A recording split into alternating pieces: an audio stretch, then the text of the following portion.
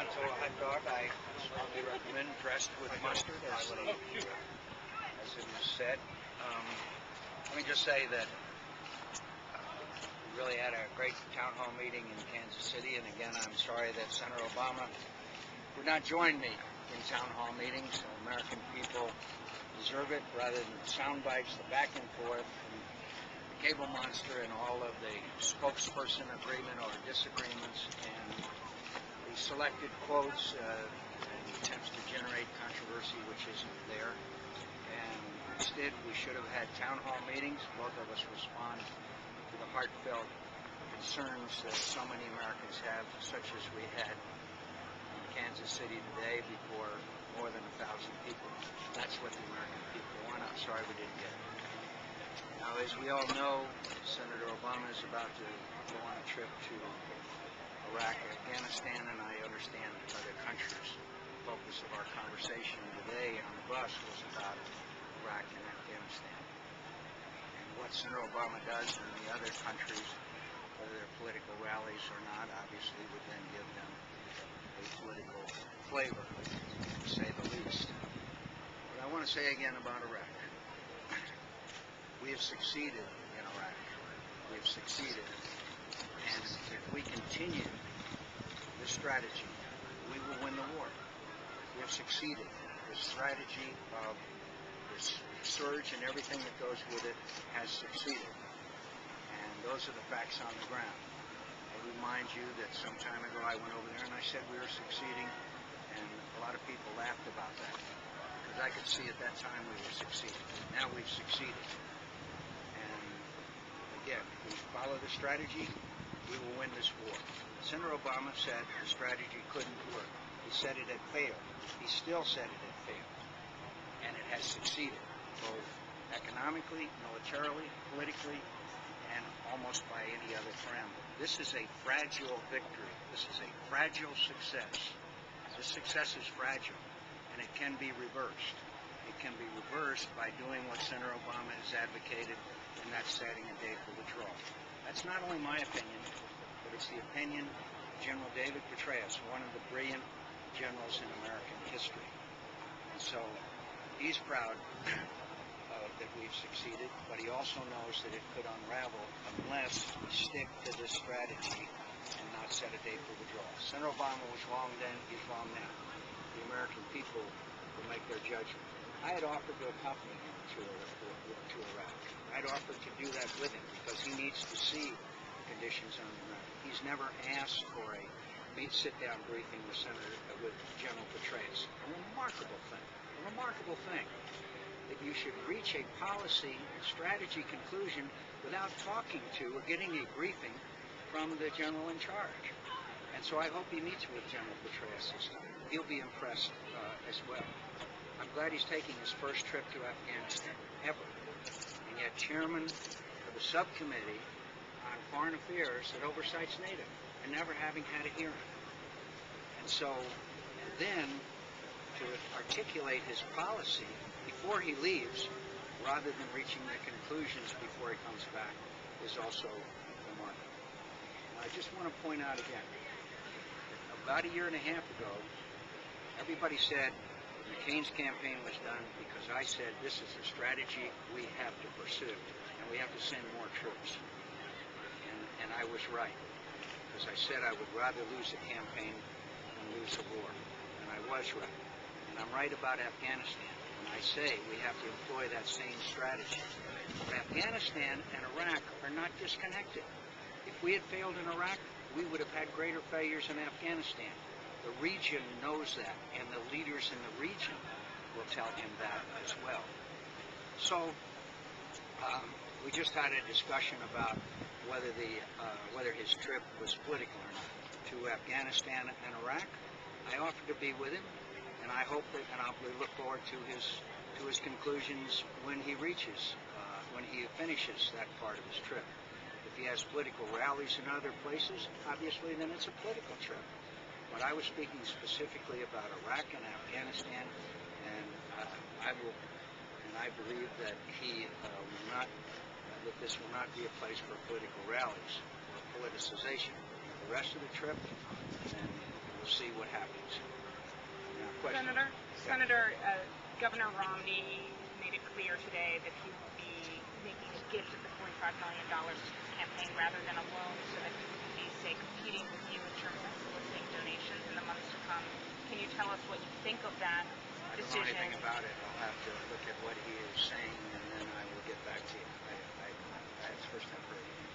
On the gas tax holiday, yesterday you noted that you were at a trucking company, and you noted that they would save $40 million over a year. Yeah. Of course, your proposal was for a 3-month suspension. Do you now support suspending it for longer? And what happens? I think we ought to seriously look at whether we need to have it be longer or not, depending on what the economy is. If we drive more people out of business that can't stay in business, like the man I met that owns 2 trucks that are powered by diesel fuel, and said that I could stay in business longer, I think we have to consider all options. But the fact is that we need a gas tax holiday. We need it. We need it very badly. The Americans that are hurt the most, the low-income Americans that are driving the oldest automobiles. I want to help the lowest-income Americans. There's a lot of rhetoric about helping people or not helping people. The thing that helps low-income Americans that have to drive a long way to work in an old automobile is not have to pay as much for a gallon of gas. And that's my position. So should this maybe suspended indefinitely? As I said, the people that are hurting the most are those that are driving the furthest and paying out of their fixed income. And every option has to be considered, and they would have been a lot better off right now if we'd had the gas tax holiday before the summer started. Senator, you've gone from saying we're succeeding in Iraq to we've succeeded. What specific developments in Iraq have happened that have led to that? Military, economic, political, and all the benchmarks that we said that the Iraqi government had to meet. They haven't met them all. The effect of the government is effectively. The economic situation is improving dramatically.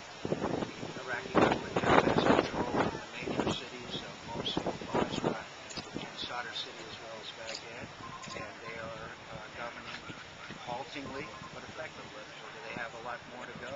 Distance to go, yes, and it's very fragile. It can be reversed, but they've succeeded. And if we will continue this, we will win this war. I know how to win wars. And Senator Obama was wrong when he said that the surge would not succeed.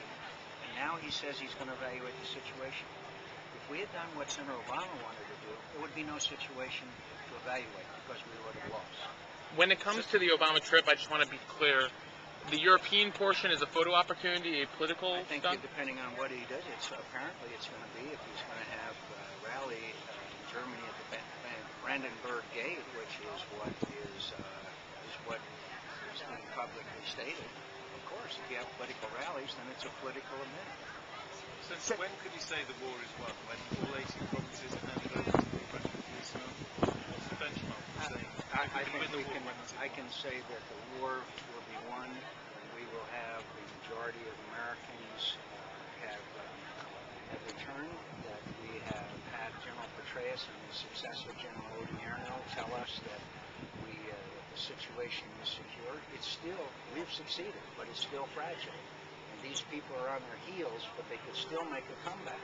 And I think General Petraeus will tell you that from observers on the ground. So, but I have no doubt if we continue and not do what Senator Obama and those who were wrong about the surge to start with, now the same ones that said we had lost the war, Harry Reid and others, are now saying that we should withdraw the troops. They were wrong about the surge. They're wrong now on setting dates for withdrawal. Same people are wrong both times. Do you see any parallels between how this might play out under an Obama presidency, bringing a precipitous withdrawal, to how Vietnam and the war ended? I don't know. It's hard to compare wars. It's hard to compare circumstances. The fact is that we know it for a fact that North Vietnamese launched a conventional attack with tanks and artillery when they brought down the Saigon government. It was no longer people in black pajamas. It was a NDA with tanks and well-equipped and well-supplied and an excellent military conventional operation. So it's hard to make those comparisons. Senator, now that Michigan is not the only state experiencing some of the same economic problems we have experienced here. Now that other states are experiencing those problems, does this state still need special attention, or do you think your economic solutions laid out in that plan will fix what's problematic here and elsewhere? I think in pure research and development,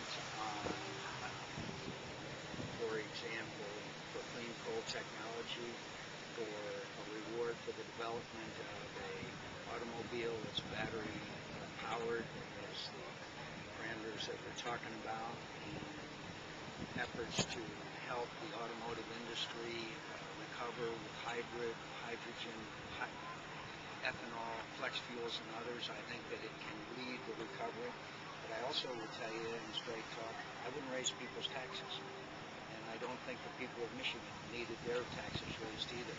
And so Senator Obama thinks that we should raise your taxes. I don't think the people of Michigan need another tax increase in any place in this country. Thanks very much. Thank Good you to be with guys. you. Thank you.